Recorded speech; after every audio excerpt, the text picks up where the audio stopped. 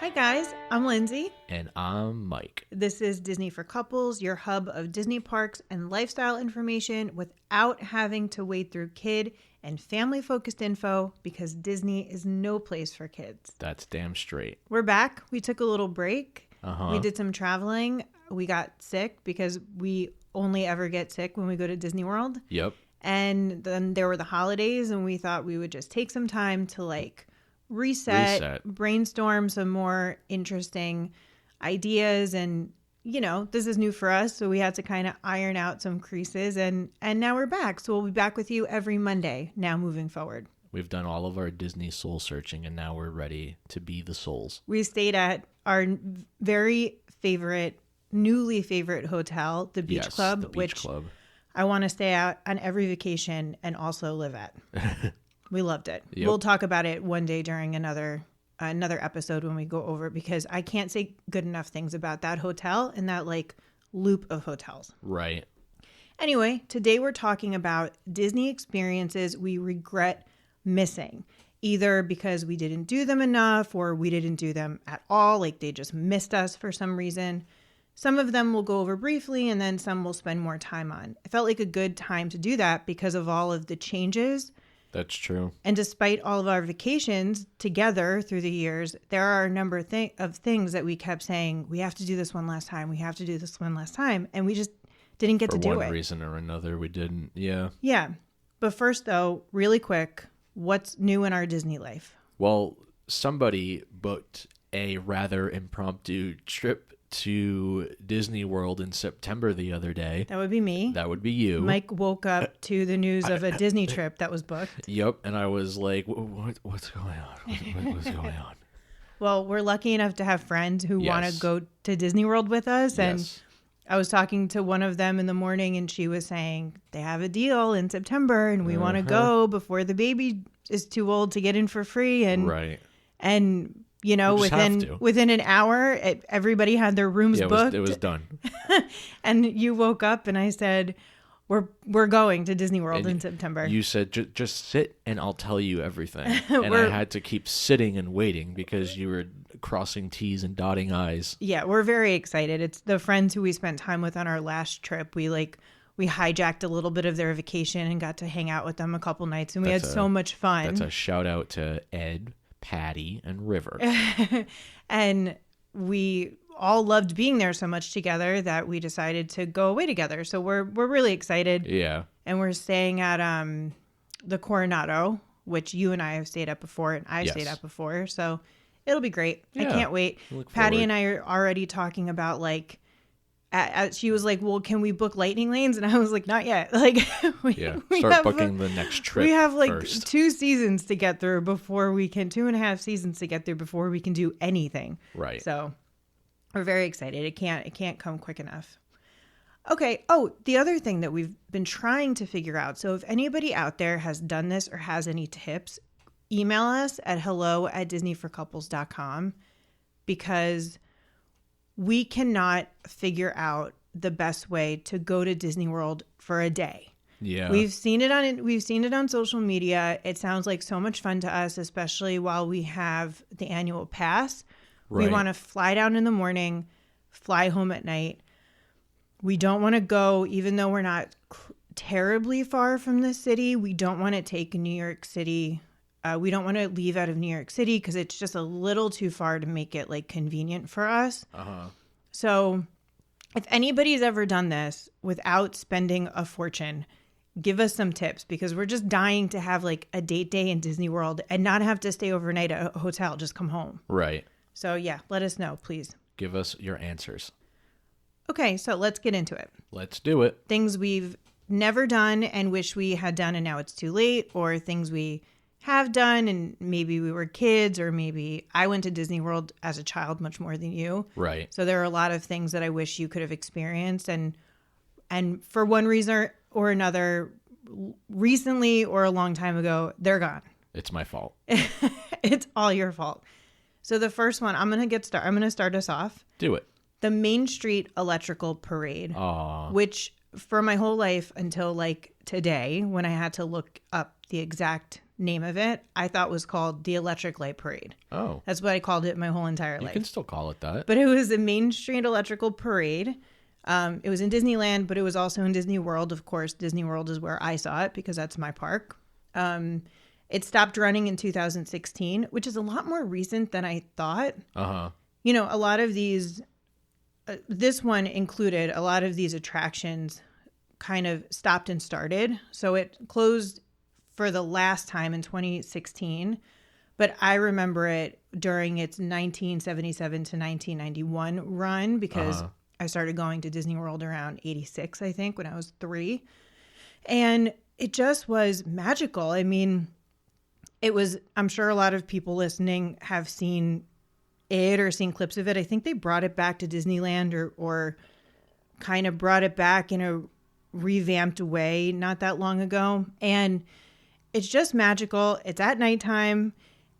There's just every part of every float and even the costumes that the characters or the cast members are wearing is lit up. There's lights everywhere. And we have that on the home video from Mima. Yeah, and I watched the whole thing. Yeah. I watched that grainy video of it. I watched the whole entire thing because I loved it so much. I can still hear the music in my head. It just was one of the most unique and best experiences. It's like what I think of when I think of going there as a kid. And that's like a very unique, specific you experience because parades are completely lost on me. Yeah, well, that video that we watched that your grandmother has, was that when you were with her? Yeah. Was that and trip? I was sitting there. You still bored. didn't like it? Even as a kid? Yeah. Really? Yeah. Yeah, I like parades more than you, but I love that parade. And then they have the like sister parade to that, which is the water pageant. On the water. Yeah, which they still have and looks so much like how I remember it as a kid. I don't know if they've ever updated it, but it looks just like I remember it. It definitely slows the ferry down. Yeah, it's not entertaining enough to make that nighttime end of the Magic Kingdom, to make it tolerable. Yep. So for me, I'm going to talk about the Liberty Belle Riverboat, Rivers of America, and Tom Sawyer Island. It's all kind of one and the same, unfortunately, but toward the end of 2025, the summer, they drained all the water of the Rivers of America and the beautiful Liberty Belle Riverboat that would go from around Haunted Mansion to around Big Thunder Mountain on a track is gone. So that's no longer there. They are in the process of filling in earth because that whole area is going to turn into the Piston Peak Cars themed area. And Tom Sawyer Island has been ripped down. So all of the structures and pathways and fun obstacles are gone. And, you know, it stinks. We've talked about this on other episodes before, but that was kind of one of the peaceful areas of Magic Kingdom when the water was still there. It really kind of like built up an area of tranquility. And now with, you know, all of that stuff gone, it's going to feel a lot different for sure. And they have construction walls up right now, which I actually don't think they're doing a terrible idea blocking this heavy area of construction. I mean, it's not pretty to look at, but can you see the crane? Wasn't it on our last trip that you could see a crane over there? Is that, or am I thinking of DinoLand? No, you're right. I think there are a few cranes out in the parks right now because of the work that's being done at Hollywood too, Hollywood Studios and Animal Kingdom. So I would probably got a few cranes going, but yeah, we've been able to, you know, go to Tom Sawyer like I have personally. I'm sure that you have in the past. I don't know. I mean, I get maybe when I was little. Yeah. Certainly not on any of our trips. On all of our trips, we've said we should do the Liberty Belle Riverboat. Right. Yeah. And Tom Sawyer Island, and we just never got to it. Especially because Tom Sawyer Island stops running. We always get to the park late in the day, and we just always missed it. But despite knowing they were closing, we just really wanted to get on them and just didn't make it happen. And then boom, we went on a trip and everything was, it was all gone. Yeah. It's kind of weird too, how that feels, because you get I don't know, for me, like I get it all built up in my head as a Disney fan that like I have to devote time to an attraction that's going away. And then when we get there and I see it, I'm like, I don't have to. Plus, a lot of those attractions, when people know that they're going to be leaving, they get really, really busy. There was a long line for the Liberty Belle Riverboat when we were there, which there never is. So yeah, that's true. Yeah, just couldn't make it happen. But they really made a mistake of getting rid of that sight line, because the riverboat on the Rivers of America was one of the prettiest views in all of Disney World, I thought. And and I had wished that they could just have retained that. Even if the boat didn't move or anything, just that view when you're like looking down toward the Haunted Mansion. I really miss it. I have great pictures of it, but I miss it. And it's funny, when stuff is under construction and you're like walking around, I didn't really think of it when we were there last time. Like, you had to point it out to me, but they do a really good job of, they use that go away green color a lot. And like, they do a good job of making you not look at where the construction is. And there's so much other stuff to look at. And the walls are themed to like the Frontierland aesthetic, I think. Yeah. Yeah, I didn't notice it as much as I thought I would, but I wonder if I'll notice it more when it's all done and I can see maybe. This is where this used to be and now it's not here. We'll see. Maybe I won't notice it at all and it'll all be fine. Okay, next up. ExtraTERRORestrial Alien Encounter, which closed in 2003. The greatest ride I've ever been on. So much fun, so scary. You never got to go on it. Nope. I talked about this in another episode, so I'm not going to like go into it too much, but I still remember exactly what it felt like the first time on it, because you didn't really know what to expect. It was pre the days of YouTube and social media and stuff. So besides like a commercial from Disney, you have no idea what you're walking into. It was such a shock. It was so scary. There was an animatronic alien in the middle of this room, and it was like, I don't know, you're like there for, you know how Disney does a lot of those, like, you're here for an experiment or to like be part of a test group or whatever. Yeah. That kind of a thing. It was like something like that. Welcome to work. This is the project of the you're day. Going to work. Oh no, the project's it's going crazy. I actually really like all that. That was fun to me as a kid, and like I find it like in a retro way. I still think it's a lot of fun. But the lights went out. You were strapped into this thing that was almost like a roller coaster, like a over the shoulders roller coaster harness, because you couldn't. It would have been really dangerous to get up and run out, and it was probably what a lot of people wanted to do, because it was very scary. The simulation was like that the monster or the alien had broken out, and glass was flying everywhere, and it was stalking around the room and breathing behind your ear. And God, you just screamed your head off. It was so much fun. In 2003, they replaced it with Stitch's Great Escape, where they closed it in 2003 and then eventually replaced it. Stitch's Great Escape. And now it's Stitch's. Now it's Stitch's Stroller Bastion. Yeah, now it's nothing. Yep. It was real. Did you go on it when it was Stitch's? You didn't. So you never, because it was the same idea. It was like the alien Stitch was like in the center of the room, and then he broke out, but it was more funny. It just didn't. It was a bad retrofit. Were there enough burps? I think he did burp. Thank God. It was gross. It was not fun. Yeah. So I'm gonna take the next mention because take the next mention because it's quick and we're staying in Tomorrowland. Right. But something that I actually don't remember ever having this. I would have been little, but my mom still talks about it, and I think I sent her a recipe one time to like recreate it. But it's the Handwich, which was a cone-shaped sandwich that the idea was you can eat it one-handed. I remember it in Tomorrowland. I think they also had it in Epcot and Adventureland. To me, it felt like this kind of futuristic, different kind of a sandwich that you could eat. And it was filled with like whatever you asked them to fill it with. So they would have like a ham and cheese one, a roast beef and cheddar, a chicken salad, whatever. I just think it's fun. It just was kind of one of those like things that I thought of it as like things you could only get in Disney World. I don't know if other places around the world had it, but like it sounds like a very 70s idea of what the future of food would be like. And to me, it sounds gross. I think it sounds Really? gross. Yeah. Just like a sandwich in a cone? Mm-hmm. Because it's a cone of bread. I don't care. It Really? makes me think of those. It's like a pita. It makes me think of push pop ice cream. Which I loved. Right, but in my head, I'm just imagining like hamburger helper spewing from the top.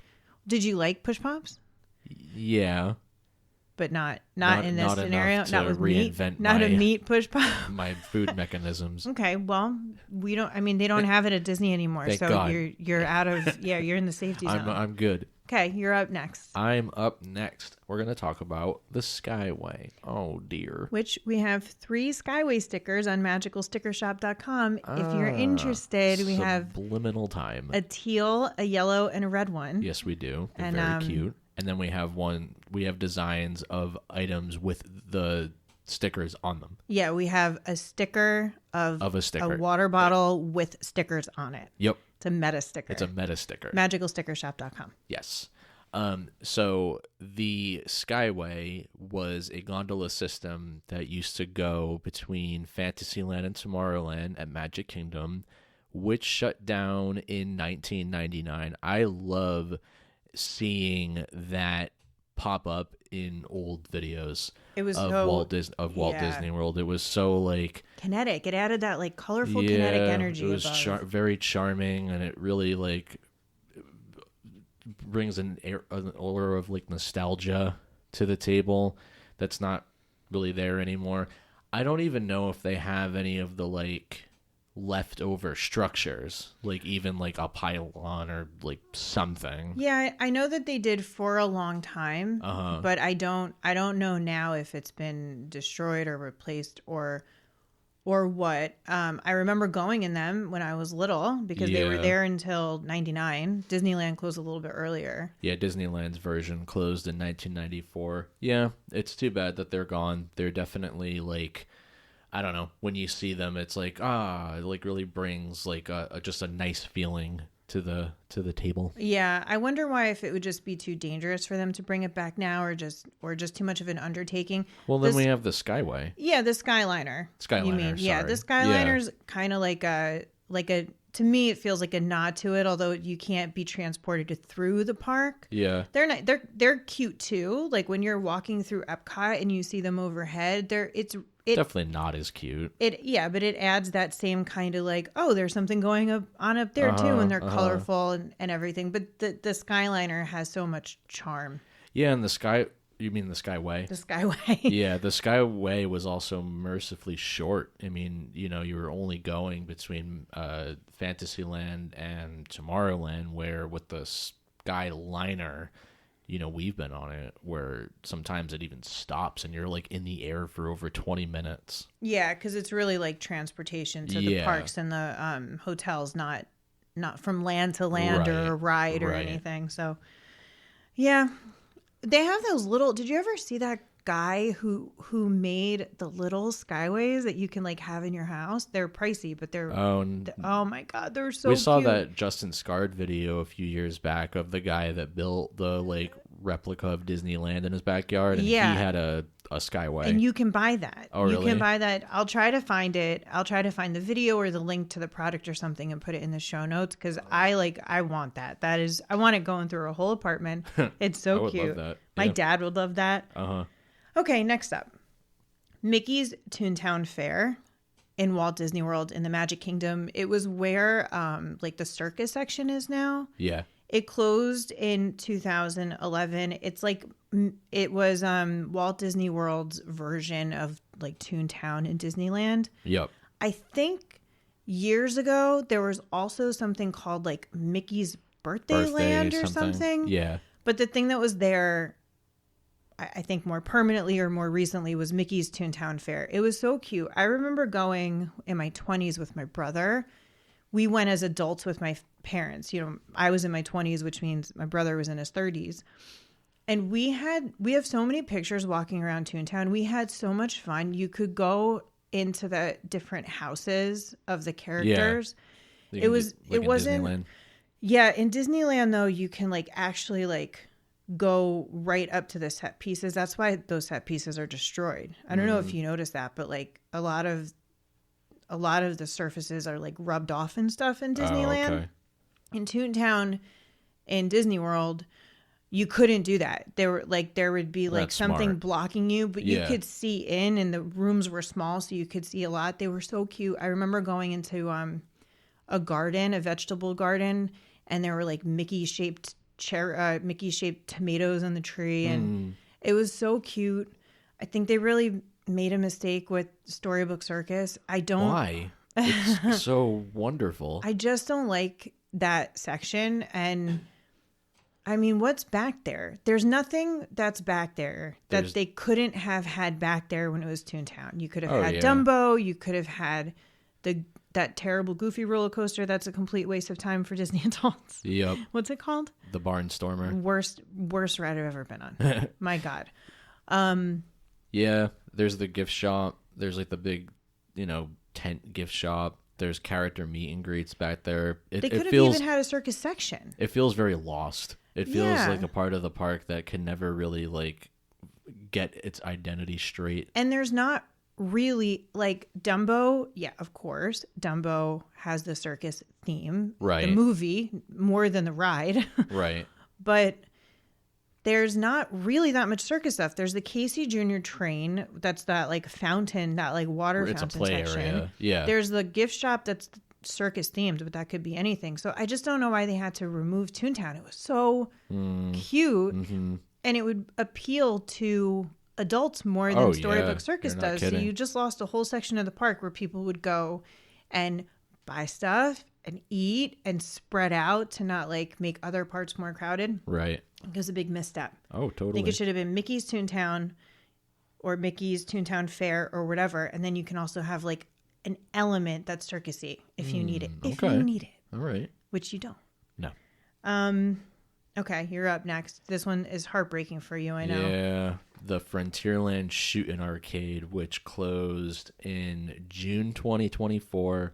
And that was a staple of Magic Kingdom's Frontierland since day one. It's always extra painful when those day one attractions get shelved, especially when it's for something as stupid as a Disney Vacation Club lounge. Yeah. Yep. We did get to go one time. We did make sure awesome. We went. It was really cool and fun and vintage. Oh man, I wish that I had done that so much more. Yeah, it needed a lot of love.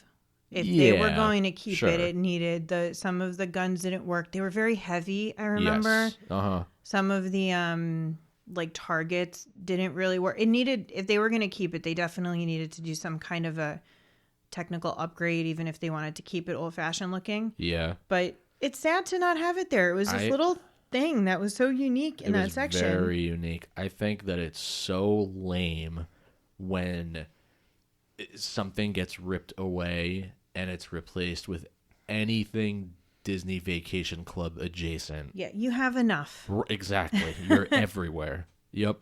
Yeah, that's a big loss. Yeah. Plus, Frontierland is losing, its so footprint. Much of its charm. And that was one of the really main things that made it feel like what it was, Yep. Anyway, next, Horizons. So you never went on Horizons, right? Never. No. Okay. When did you go to Disney World for the first time? What year? 2000. Okay. So this closed, you missed it by a year. Horizons. Okay. So this ride was in Future World East in Epcot. Which is what is now? This is now called World Discovery. And that's what, Living Seas area?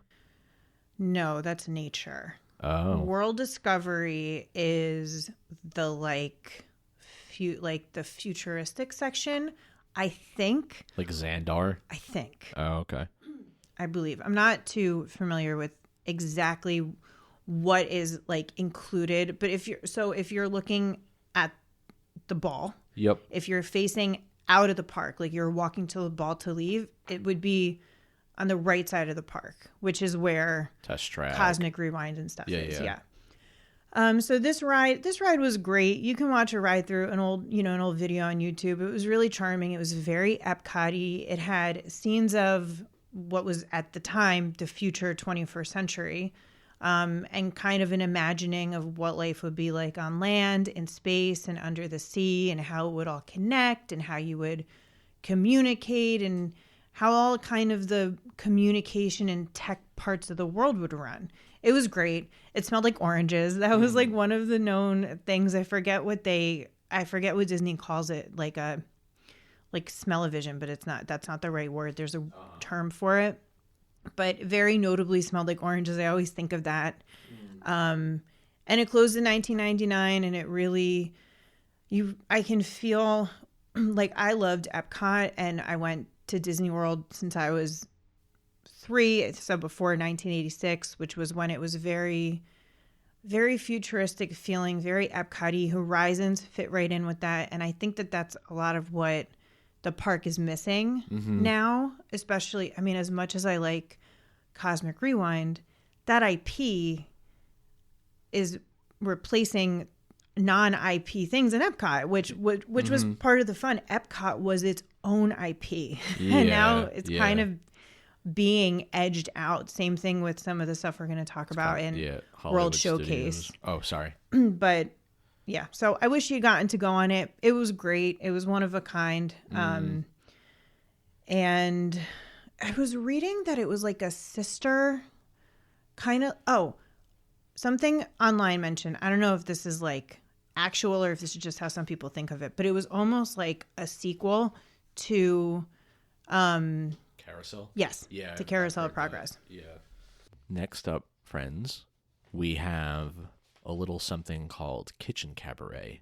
So Kitchen Kabaret was a stage show that had music, comedy elements, and the performers were actually all animatronic food items. They had faces, and they interacted with each other and the audience. It sounds like a lot of fun. It was really cute. Yeah. It sounds like a lot of fun, and it sounds like Awesome Planet is not a good replacement. No, yeah, it was really, really cute. There was like, I always think of the milk carton.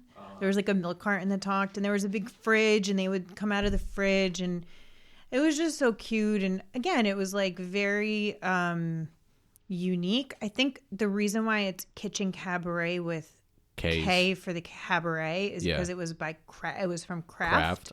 Oh, yeah, okay. It was like sponsored by Kraft, but yeah, really super one of a kind. When we were in World of Disney one time, I don't know, a couple years ago, I saw a Kitchen Kabaret dish towel. And I clocked it, and I was like, I might get that. You know how like we usually go to World of Disney on our first night, and then I'm like, I might buy these things, and then by the end of the trip, I usually go back and get them.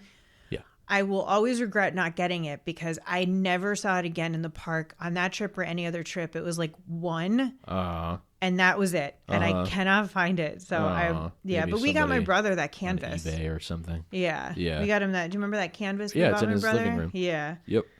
Yep, that was cool. Pour one out for Kitchen Kabaret. Yeah, and pour one out for our next exhibit. Yeah. So we had a conversation with my brother about this last time we saw him, right? About he thought that the Figment ride had like never been changed. I thought that he thought Figment was just gone. He thought, I think at one point he was like, well, it's the same, except there's no Figment. I was like, it's not the same, and there is a Figment. So Journey into Imagination with Figment is what the ride was originally named and what it is now named, and it had a change up in the middle. It opened in 1983, the year of my birth, and it had the Dreamfinder, which was kind of one of the biggest changes. People loved the Dreamfinder character. He was that, older man with a big beard and that fun costume that he wore, and he like pedaled this like blimp-like vehicle that he rode like a bike, and Figment rode with him. Some people called it the Dreamcatcher. I don't know if that's officially what it's called, but like Dreammobile, Dreamcatcher. Yeah. And then after the ride, so the ride was all about like creativity and dreams, and it was fantastical like that. And Figment and the Dreamfinder were like the central characters. And then after the ride, you would load out into the image work section, which is the same area that you load out into now, except it was way, way better back then. It's not nearly as fun anymore. It has never been as fun as what it was originally. It seems very dead these days. Yeah, because it's not fun. It's probably the same, I would say almost the same level of dead as Project Tomorrow when you get off a spaceship Earth. Oh, yeah. Project Tomorrow and the new ImageWorks, I think they suffer from the same problem. People don't really know how to interact with the elements. I've tried to play in both of those areas, and like some of the stuff doesn't work. A lot of stuff doesn't work. Or you're like, I don't know, is this a thing I go to? Like, what do I do? Mm-hmm. And then people just leave, because it's not that much fun. But the original, I was gonna say that like 9 out of 10 times our phones are better than any of that stuff. The original ImageWorks had huge kaleidoscopes. They had this like thing that you could make bubbles with, or like bubbles on I'm trying to remember. It was like bubbles on a screen, and then that I'd have to look it up, but there was something like that. They had those pin boards. Do you remember? Did you ever see those pin boards that you can like put your hand in? Yeah. They had one that was big enough that like you could go under it, and I remember my brother putting his face in it, like sticking up. They had huge ones of those. They had that rainbow corridor, which is very famous. It was the one that the picture with Michael Jackson, or the music video with him or something. There was a stage where you could like be in your own movie. It was great. It was like an attraction in itself. I think that most people stopped. Yeah. I've seen that section go through changes through the years. It tried to get like a little more technologically advanced when Kodak, I think, sponsored the ride. Okay. And they had things where you could take your picture and then like morph your picture into an animal, but it just was never as good as some of those just more simple. Right. And it was so colorful and great. Anyway, that first version of the ride closed in 98, and then in 1999 it reopened as Journey into Your Imagination. Okay. And that was when that like, what is it called? The Imagination Institute, which is like the building you're in. Mm-hmm. That's when that theming started, but it was a little bit different than it is now, because then it closed again. People were not happy with the ride. They missed the Dreamfinder for some reason. When Disney reopened it in 2002, they didn't bring the Dreamfinder wasn't brought back. Yep. But it was turned back to its original name, Journey into Imagine with Figment.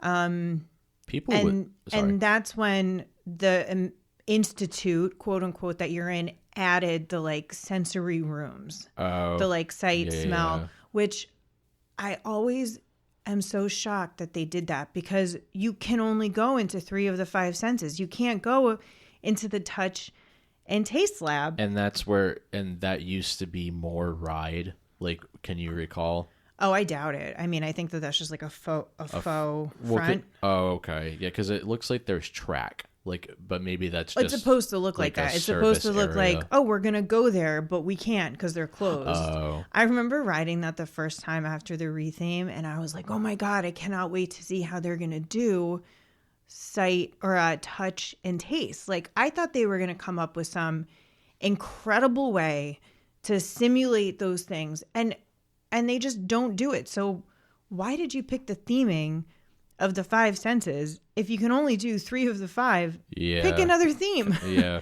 The topic is creativity. I also do anything.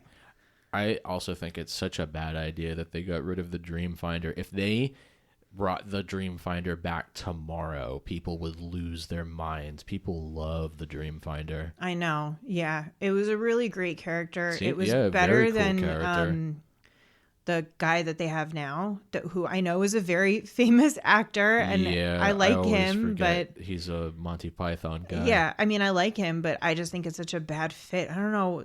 They fixed something that wasn't broken, if you ask me. And then there's him as the fever dream moon at the end. The scariest moon you'll ever see. Yep. So little side note, if you use the code DREAMFINDER, all one word, DREAMFINDER, on magicalstickershop.com, you'll get half off any of your order now through February. Ah.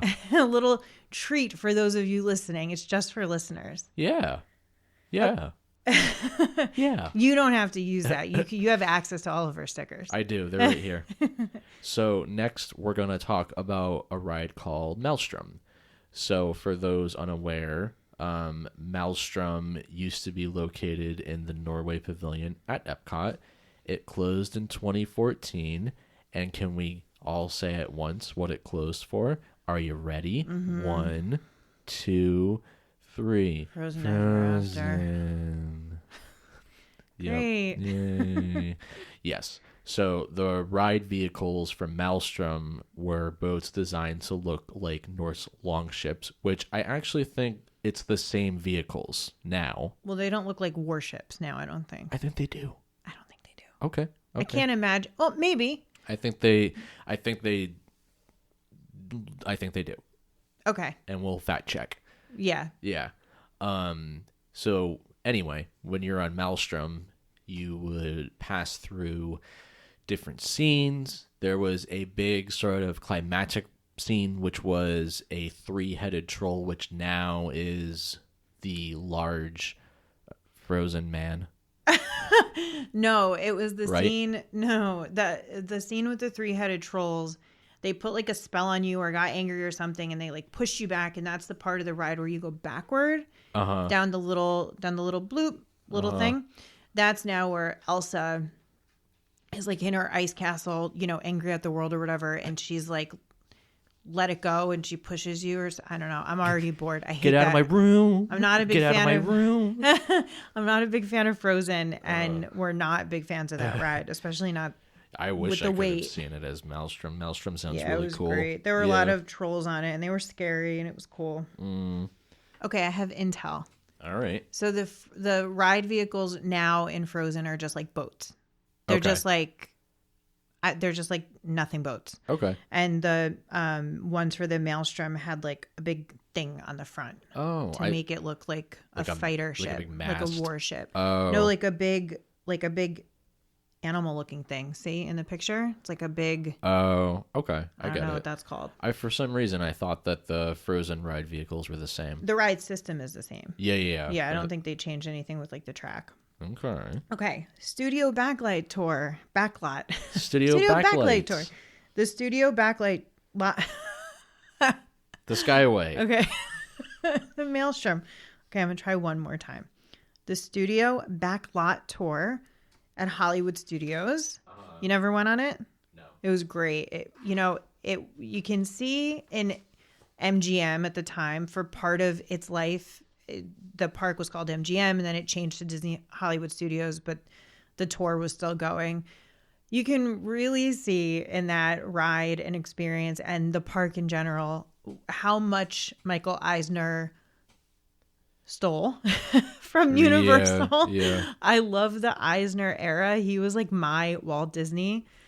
And frankly, I think that anything that they were inspired by or flat out took from Universal's plans, I think they did better. But like you can really see there's a lot of crossover. There's a lot of similarities.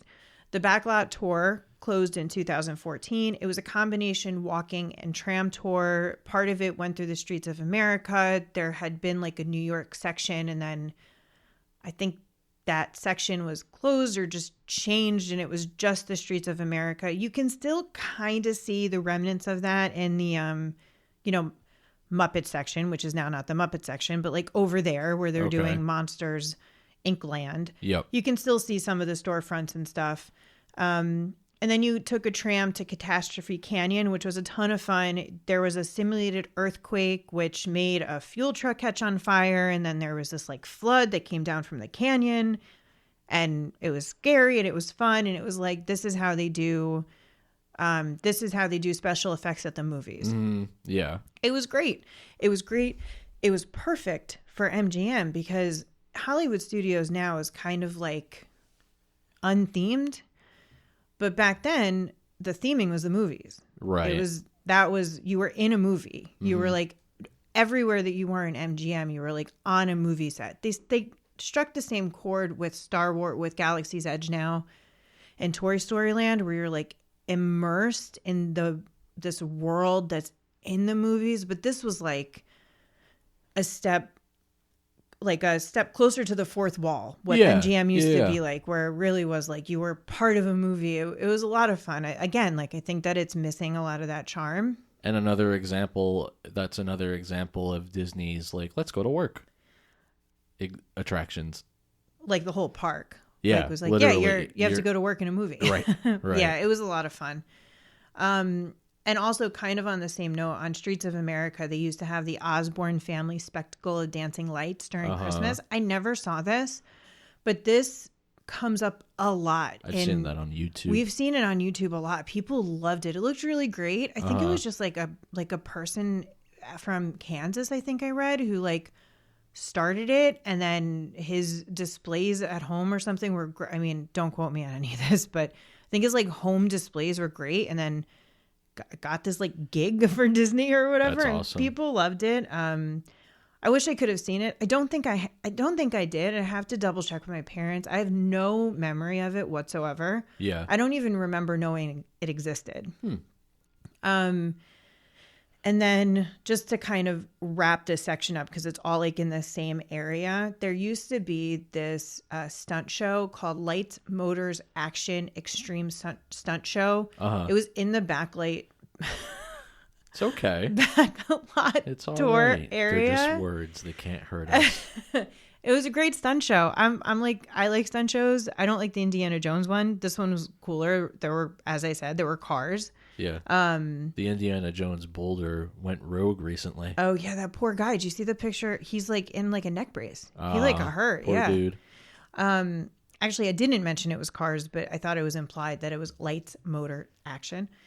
Anyway, it was cool. It was really great. You were in like stadium seating. The tricks were great. I was so intrigued by this one car that did these backward stunts like at full speed.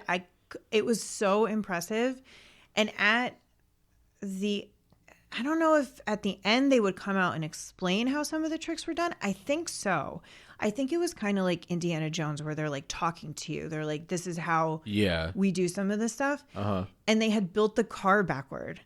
So the driver was facing out the rear window. So he was driving straight, but it made it look like the car was driving backwards. So cool. Yeah. Was there like a lot of interaction with the audience? I don't remember. Yeah. Yeah, I don't remember. But I would think so. It was so much fun. And like, they don't have, I mean, they have Indiana Jones there, but I think Indiana Jones is so outdated and not the same. Yeah. And like boring. Mm-hmm. Yeah. I wish they still had all of that. And you know, it sounds like we're poo-pooing, but we saw the Feathered Friends a flight show at Animal Kingdom, which is way more timid than anything put on display for Indiana Jones, and that was so much more entertaining. Oh yeah. It doesn't have to be flashy and exciting to be entertaining. Definitely not. Yeah. I agree. Hey guys, this is a 2-part episode. This is part 1. Check back next week for part 2.